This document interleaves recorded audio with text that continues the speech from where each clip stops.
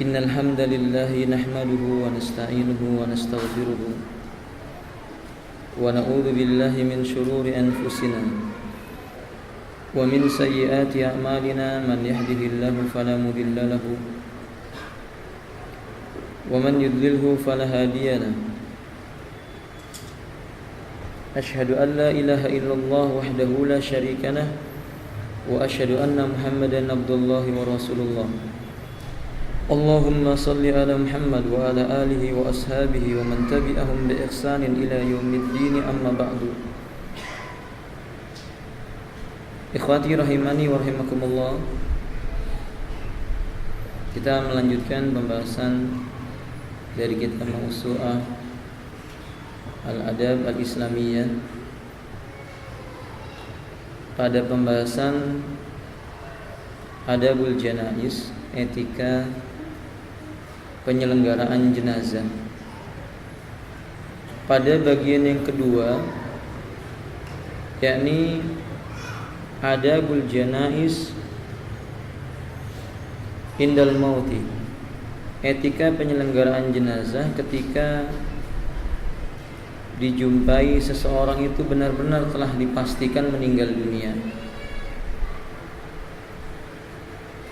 Hal yang perlu diketahui di saat jenazah benar-benar telah dipastikan seseorang itu menjadi mayit, fa idza qada wa aslama ar-ruha fa alaihim iddatu asya. Ada beberapa hal yang perlu diperhatikan sebelum membahas buku yang ada di hadapan Anda. Bila orang yang ada di sekitar mayit menjumpai ruh telah tercabut, jasad itu tidak lagi hidup, maka yang harus dilakukan adalah ayyumidu ainaihi wa yad'u lahu aidan. Yang ada di sekelilingnya hendaknya menutup dua matanya, menutup kedua mata si mayit dan berdoa kebaikan, memohon kepada Allah untuk si mayit. Karena biasanya orang meninggal itu matanya tidak terpejam. Ketika ruh itu dicabut, biasanya matanya terbuka. Ini bukan aib.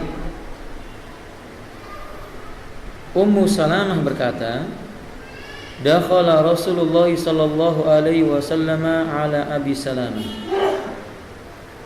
Rasulullah sallallahu alaihi wasallam beliau masuk menjenguk Abu Salamah, yakni Abu Salamah telah meninggal dunia.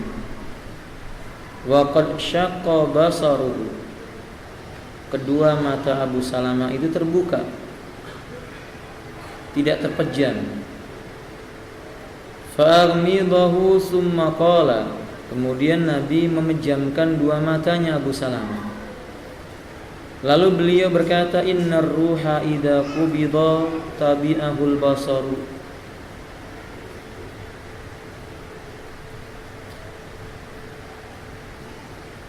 Innar ruha idza qubida tabi'ahul basaru.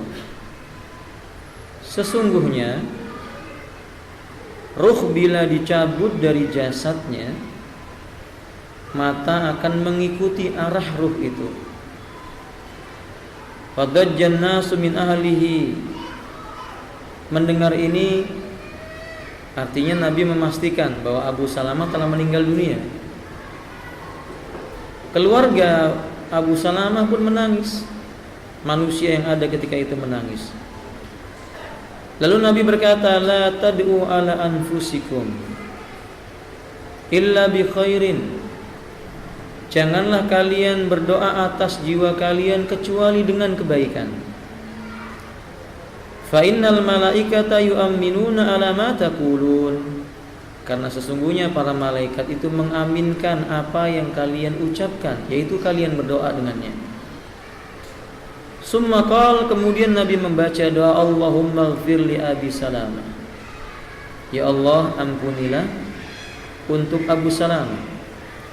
warfa' darajatahu fil mahdiyin, angkat derajatnya Abu Salamah di mahdiyin, wa khlufu fi aqibi fil ghabirin, ganti yang telah ia tinggalkan yang lebih baik.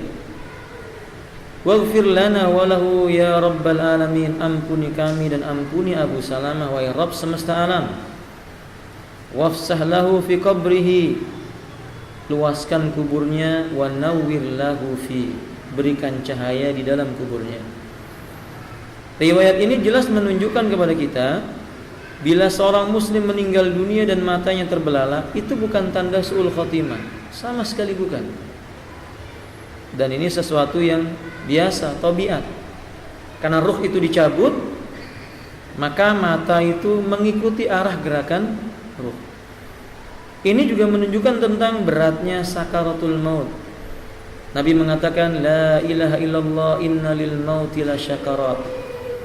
Tidak ada ilah yang patut diibadahi kecuali Allah. Sungguh pada setiap kematian itu ada rasa pedihnya syakaratul maut. Yang ketiga, anjuran membaca doa. Doa memohonkan ampunan, bukan doa keburukan, tapi doa yang mengandung kebaikan. Terutama doa memohonkan ampun buat si mayit dan juga buat orang yang hadir. Karena Nabi mengatakan, waghfir lana wa lahu ya rabbal alamin, ampuni kami dan ampuni pula Abu Salamah wahai Rabb semesta alam. Dan hadis ini juga memberikan faedah, malaikat itu ada di sekitar kaum muslimin. Di antara malaikat ada yang berada di sekitar kaum muslimin dan mereka mengaminkan doanya orang-orang yang beriman. Wallahu alam bishawab. Hadis yang kita bacakan ini dikeluarkan oleh Imam Muslim, Imam Ahmad, Imam Al-Baihaqi dan juga yang selainnya.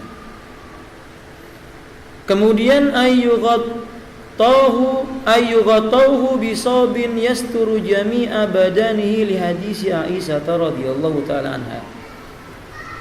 Yang harus dilakukan berikutnya menutup jasad si mayit, seluruh anggota tubuhnya dengan kain. Sebagaimana hadis Aisyah radhiyallahu taala anha, anna Rasulullah sallallahu alaihi wasallam hina tuwfiya sujjiya bi burdi hibaratin, bahwa Rasulullah sallallahu alaihi wasallam tatkala beliau diwafatkan, jasad beliau ditutup dengan kain hibarah. Kain burdu hibarah itu kain yang halus, tebal tapi halus. Biasanya dibuat di negeri Yaman pada masa dahulu. Ditutupkan ke seluruh tubuh Nabi sallallahu alaihi wasallam. Riwayat Imam Bukhari Muslim ini menjelaskan berarti yang berlaku di zaman para sahabat dan tidak mungkin mereka berbuat keluar dari petunjuk Nabi. Jasad yang telah terbujur, nyawa telah tercabut darinya ditutupi. Ini termasuk bentuk memuliakan jenazah. Adapun membiarkan jenazah itu terbuka, yang tidak sesuai dengan syariat, tidak sesuai dengan tuntunan. Karena memang orang yang mati ini butuh untuk ditutupkan kepada dirinya. Tentang hikmahnya wallahu alam bishawab. Yang jelas syariatnya demikian. Yang ketiga, wa hada fi ghairi man mata muhriman. Tapi perlu dicatat, ini dilakukan bagi mereka yang mati bukan dalam kondisi sedang berihram. Fa ammal muhrimu, adapun orang yang mati dalam keadaan dia berihram, umrah maupun haji, fa innahu la yughatta ra'suhu wa wajhuhu, kepalanya enggak boleh ditutupi. Jadi bagian wajahnya jangan ditutupi, kepalanya jangan ditutupi.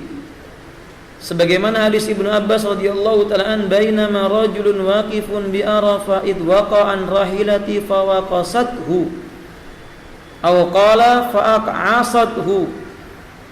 Ketika Nabi dan para sahabat sedang berwukuf di Arafah, maka ada seorang lelaki dari atas kendaraannya dia terjatuh dan patahlah bagian kakinya. Dalam riwayat yang lain pahanya patah, meninggal dunia.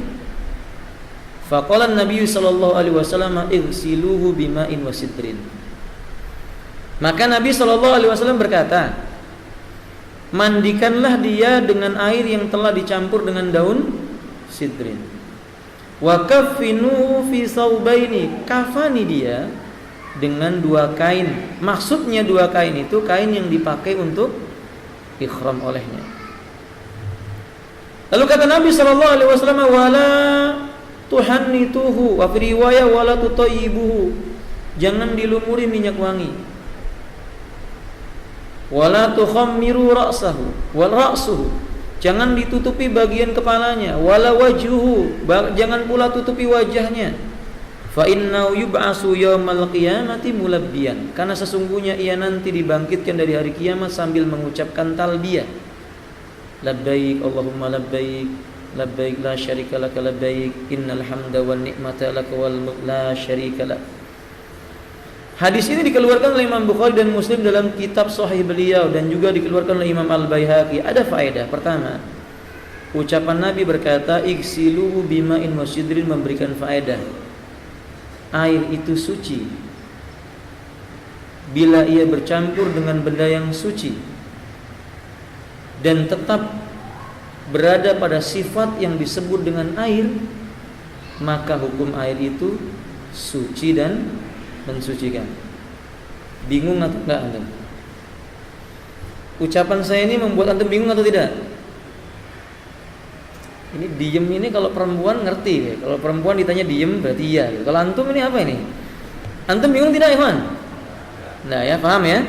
Jadi kalau benda suci bercampur dengan air, lalu tetap saja disebut dengan air, maka hukum air itu suci dan mensucikan. Nah, ini membantah pendapat orang yang mengatakan air 1 ember kalau sudah kemasukan sabun, airnya nggak boleh untuk mandi bersuci. Ini salah. Karena di sini Nabi mengatakan mandikan jenazahnya itu dengan air yang dicampur dengan daun sidrin. Faedah yang kedua, hadis ini menjelaskan orang yang meninggal dunia itu disyariatkan dikafani. Kafan bagi orang yang mati dalam keadaan ihram itu dengan 2 kain kafannya. Sedangkan selain daripada ke orang yang ihram itu kain kafannya 3. Sebagian ulama berkata bila wanita 5. Tapi sayang riwayat tentang 5 ini diperbincangkan oleh para ulama tentang kesahihannya. Di hukum asalnya berapa kain? 3 kain. Adapun orang yang ihram 2 kain. Tapi hadis ini tidak menunjukkan adanya keutamaan orang mati dibungkus dengan kain apa?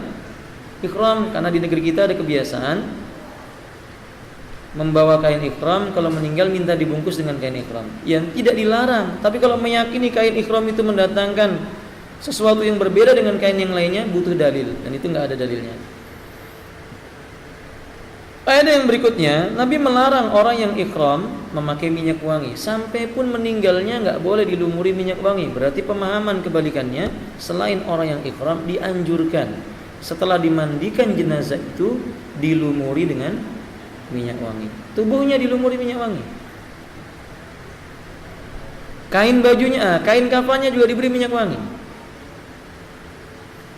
Yang keempat, tidak boleh menutup bagian kepala bagi orang yang muhrim ketika dia itu berihram. Demikian pula ketika meninggal dunia, nggak boleh ditutupi bagian kepalanya. Ini juga membantah sebagian orang yang mengatakan kafan itu harus berbentuk apa? Bungkus permen. Kita menyebutnya apa? Pocong. Enggak harus demikian. Selama kafan itu dibungkuskan dengan cara yang baik dan rapi. Wallahu ta'ala alam bisawab. Dan sekaligus memberikan faedah, diutamakan membungkus jenazah itu pada bagian kepala, kecuali tadi orang yang apa? Ihram. Kemudian apabila rahimanillah, ini menunjukkan keutamaan orang yang mati dalam keadaan ihram. Insyaallah termasuk bagian daripada husnul khatimah. Karena Nabi menyebutnya dengan kalimat fa innahu yub'atsu yaumal qiyamah mulabbiyan. Sesungguhnya ia akan dibangkitkan dari hari kiamat dalam keadaan mengucapkan kalimat talbiyah. Jadi ini menjelaskan tanda-tanda kematian yang baik, salah satunya beramal soleh. Faedah yang terakhir, nas ini menjelaskan jenazah tidak dipindahkan. dimakamkan di dekat tempat di mana mereka wafat. Kalau di Makkah ya mungkin di pekuburan yang ada di Makkah, di Madinah di pekuburan di Madinah yaitu di Baqi, enggak dipindahkan. Berarti memindahkan jenazah ke satu tempat ke tempat yang lain bukan perkara yang mustahab, bukan perkara yang disukai. Setidaknya hukumnya makruh. Wallahu a'lam bishawab. Nanti akan ada pembahasan yang khusus. Kemudian ayu ajilu bitajhizi wa ikhraji idza bana mautuhu. Idza bana mautuhu li hadis Abi Hurairah radhiyallahu taala anhu marfu'an. Bila telah yakin jenazah ini benar-benar mati, jenazah itu benar-benar dipastikan ruhnya tidak ada, segera selenggarakan jenazahnya ini. Segera selenggarakan tata cara bagaimana mengurus jenazah ini. Dan segera jika telah diurus dikeluarkan untuk dimakamkan. Jangan ditunda-tunda. Menunda penyelenggaraan jenazah bukan perkara yang baik. Sebab Nabi kita SAW berkata, asri'u bil janazati. Segerakanlah oleh kalian menyelenggarakan jenazah. Ini perintah dari Nabi. Dan kita mengetahui nas yang datang dari Nabi SAW berupa ucapan itu jauh lebih didahulukan dari nas berupa perbuatan. Karena sunnah itu kadang berbentuk perkataan, kadang berbentuk apa? Perbuatan. Nah, yang berbentuk perkataan lebih didahulukan. Dalam kaidahnya demikian. Sebagian orang kan beralasan boleh menunda penyelenggaraan jenazah. Buktinya Rasulullah SAW jenazahnya dimakamkan setelah lewat beberapa malam oleh para sahabat. Pertama kita katakan ucapan Rasulullah lebih didahulukan dari perbuatan siapapun juga. Tidak itu Abu Bakar, Umar, Utsman, Ali, Muawiyah, imam yang 4. Tidak itu para sahabat radhiyallahu ta'ala anhum ajmain atau para ulama aimatul huda rahimahullah ta'ala alal jami'. Ucapan Nabi harus didahulukan. Allah berfirman, la tuqaddimu baina yadayillahi wa rasulih. Janganlah kalian mendahului Allah dan Rasulnya. Faham ya kawan? Di sini Nabi mengatakan asri bil janazah. 2. Kondisi yang berbeda antara para sahabat dengan kaum muslimin pada masa sekarang. Kalau kita membaca sejarah, para sahabat Nabi ketika ditinggal wafat terpukul yang amat sangat. Karena kecintaan mereka kepada Nabi SAW. Saking cintanya sahabat kepada Nabi sampai mereka siap dadanya menjadi tameng panah yang ingin menyentuh jasad Nabi. Tangannya siap menjadi tameng untuk menahan pedang yang menebas Nabi. Itu kecintaan mereka. Bagi mereka jasad mereka lebih baik mendahului daripada didahului oleh Nabi SAW dalam keadaan mereka sehat, misalnya demikian. Jadi kesedihan ini sangat amat. Sampai di antara para sahabat ada yang bengong, duduk termenung, pandangannya kosong. Bukan hanya itu, sampai ada yang tanpa sadar seperti Umar bin Khattab berkata, siapa yang mengatakan Muhammad meninggal dunia maka pedang ini akan menebas lehernya. Oh, kama qala radhiyallahu ta'ala. Kecintaan yang sangat berat. Antum bisa bayangkan ya kawan, kalau antum memiliki seseorang yang antum sangat amat cintai. Fatimah saja ketika Rasulullah SAW dimakamkan, lalu para sahabat mengambil tanah, menaburkan. Fatimah berkata, apakah kalian tega menaburkan tanah pada jasad Rasulullah SAW? Saking cintanya kepada ayahnya. Jadi hal yang wajar ketika situasi yang sangat mendesak seperti itu. Kalau dahulu Nabi masih hidup, ada sahabat wafat, apa yang harus diperbuat? Tinggal tanya sama Nabi. Ayat turun, Nabi menjawab dengan apa yang sesuai dengan wahyu, atau dengan beliau menjawab dengan wahyu yang diwahyukan berupa sunnah Nabi SAW. Nah sekarang yang meninggal Rasulullah, mereka bingung. Apa yang harus dilakukan? Ini hal yang wajar. Alasan yang ketiga, jasad Nabi tidak sama dengan jasadnya manusia biasa. Bukankah Nabi kalau meninggal dunia dalam riwayat yang sahih, jasadnya tidak akan dimakan oleh apa? Tanah. Ali bin Abi Thalib membuktikan ketika beliau memandikan jenazah Nabi, beliau mengatakan sesungguhnya jasad Rasulullah itu baik dalam keadaan dia itu hidup maupun dalam keadaan beliau telah wafat. Maksudnya tidak membusuk. Padahal itu sudah beberapa malam. Dan memang jasad Nabi tidak membusuk, maka tidak ada pengaruhnya seandainya para sahabat menunda ketika itu. Faham tak ya kan? Nah, bukan seperti tuduhan orang-orang yang zalim kepada sahabat dengan mengatakan sahabat itu gila pangkat, gila jabatan, sibuk milih kepemimpinan, lupa memakamkan jasad Nabi. Sama sekali tidak ada para ulama yang berkata seperti itu. Ini tidak keluar perkataan seperti ini kecuali orang yang hatinya dengki dengan sahabat, orang yang memiliki kebencian kepada para sahabat, orang yang memiliki dendam terhadap para sahabat. Adapun orang-orang yang soleh tidak menakwilkan yang seperti itu. Mereka menakwilkan dengan makna yang baik. Wallahu a'lam bishawab. Jadi dipercepat penyelenggaraan jenazahnya itu. 6. Di dalam riwayat yang lainnya dikeluarkan Imam At-Tabrani, Nabi SAW menyebutkan, atau dalam riwayat yang dari jalan Abdullah ibnu Umar, riwayat ini marfu, idza mata ahadukum fala tahbisu. Bila salah seorang di antara kalian meninggal dunia, jangan ditahan-tahan pemakamannya. Wa asri'u bi ila qabri, segerakan dia dibawa ke makamnya.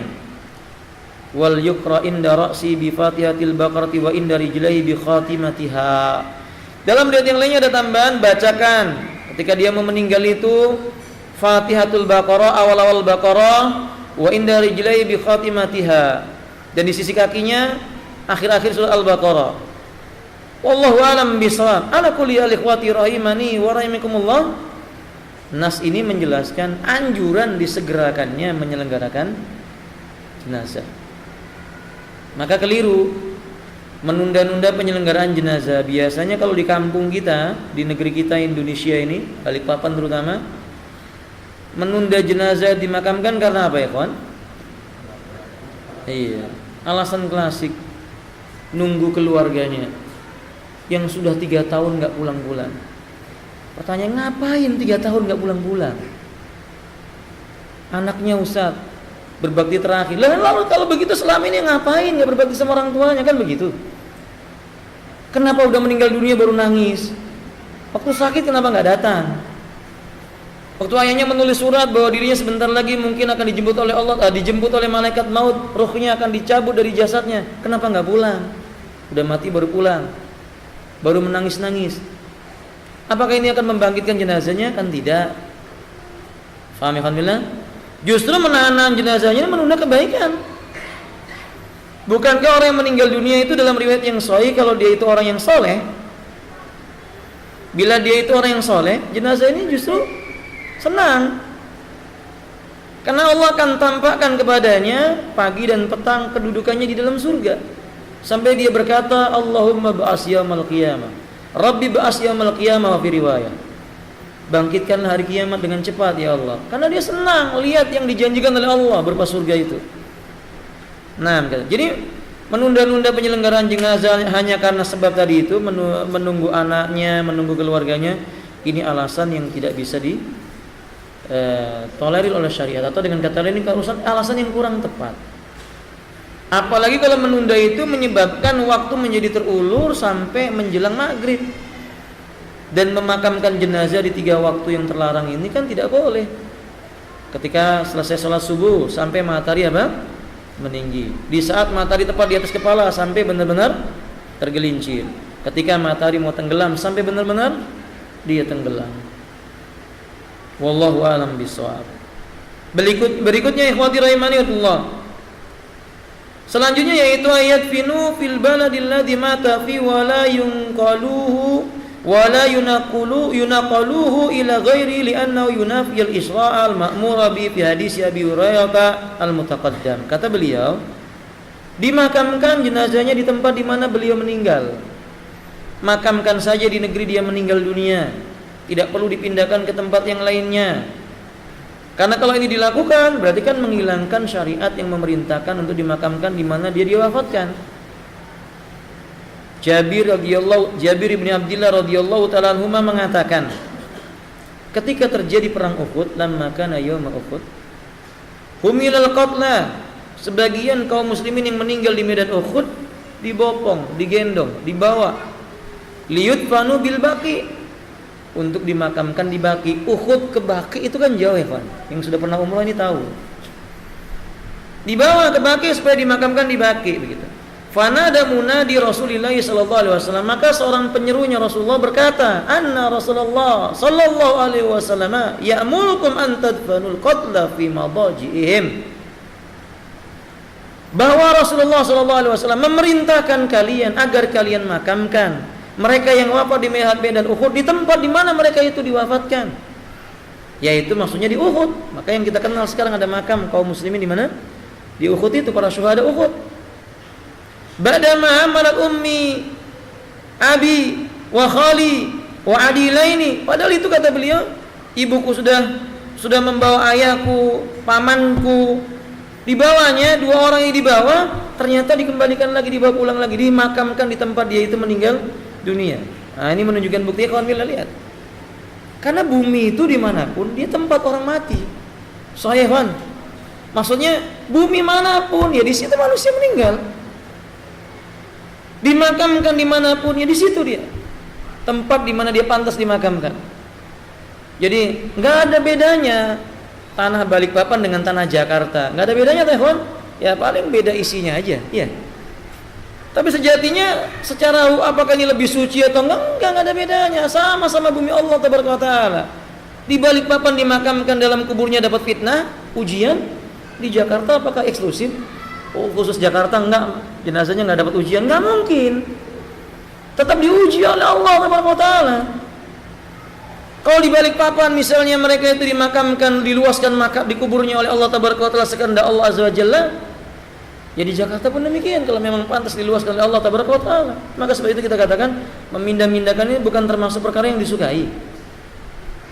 Bukan termasuk perkara yang disukai. Wallahu a'lam bishawab. Imam An-Nawawi berkata, ini nasihat Imam An-Nawawi dalam kitab Al-Adhkar. Wa idza awsa bi ayyun qala ila baladin akhar la tunaffadu wasiyatahu. La tunaffadu wasiyatu, apabila si mayit sebelum matinya berpesan, kalau nanti mati pindahkan ke negeri sesuatu, ke tempat yang lain. Dimakamkan di tempat yang dia terpaksa dipindahkan. Kata Imam An-Nawawi rahimahullah taala, jangan tunaikan wasiatnya. Fa inna naqla haram. Ini lihat Imam Nawawi, mazhabnya Imam Nawawi apa ya, kawan?